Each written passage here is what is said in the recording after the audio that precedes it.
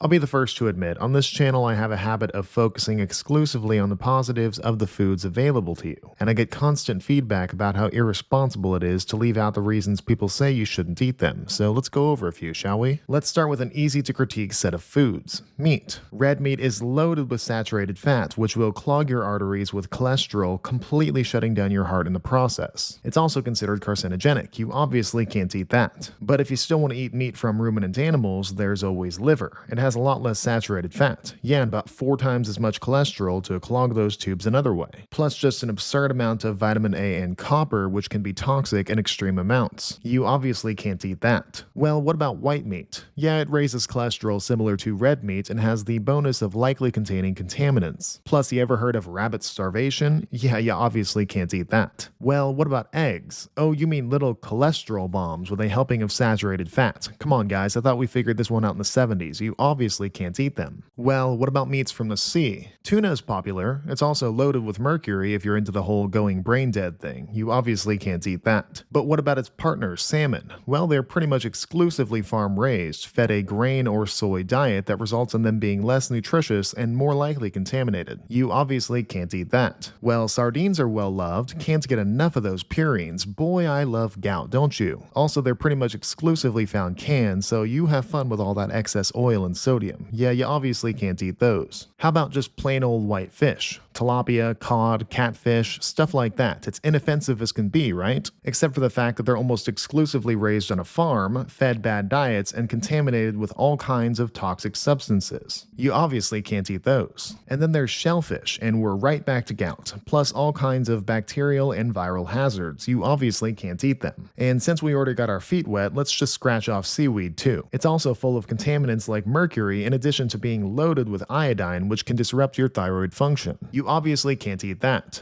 But surely the plants not of the sea must be pretty innocent, right? Mama always said you gotta eat your veggies. Well, leafy greens like spinach, chard, and parsley are high in these things called oxalates, which can prevent absorption of important nutrients, activation of bodily enzymes, and can contribute to kidney stones. So you obviously can't eat those. And it's not just leafy greens, it's the roots too. Beetroot, turnips, sweet potatoes, and even carrots contain these oxalates, so you obviously can't eat them. And several other common vegetables like broccoli, cauliflower, onion, artichoke, and asparagus are high in what are called FODMAPs, a group of carbohydrates that will give you digestive issues. They gave me horrible bloating, and they're guaranteed to do the same to you, so you obviously can't eat them. And then there's Brussels sprouts, basically the Pandora's box of the food world, the source of all the pains and evils you've ever encountered.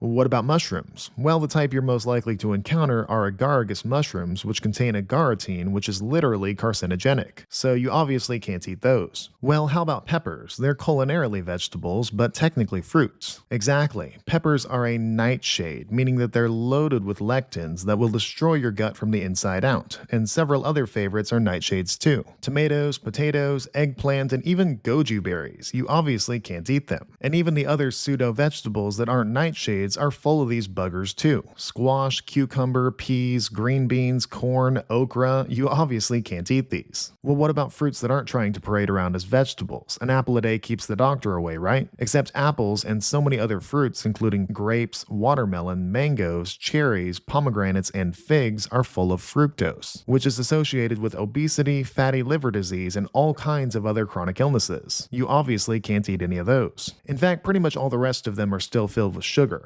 Banana, orange, pineapple, date, apricot, guava, papaya, and plum. And we know the damage that sugar does to the body, so you obviously can't eat those. But there are a few fruits that aren't that sugary, like lemons and limes, whose acidity will destroy your teeth. You obviously can't eat them. There's also avocado, olive, and coconut, whose fat makes them so many calories that, let's be honest, you don't need right now. You obviously can't eat those, you fatty. And conveniently, the few fruits and vegetables that I didn't mention, peaches, nectarines, kale, collards, blueberries, blackberries, and raspberries are consistently in the dirty dozen, constantly coated in pesticides, so you obviously can't eat them. Now technically there's another class similar to fruits, right? The legume-like family. Like nuts and seeds, right? Yeah, don't even get me started. Phytates, oxalates, lectins, and tannins gone wild. These anti-nutrients ensure the only thing you'll be getting is gut inflammation. Meaning yes, you obviously can't eat them. For beans and lentils, same compound, same deal, why bother trying? You obviously can't eat them. And then there's soy.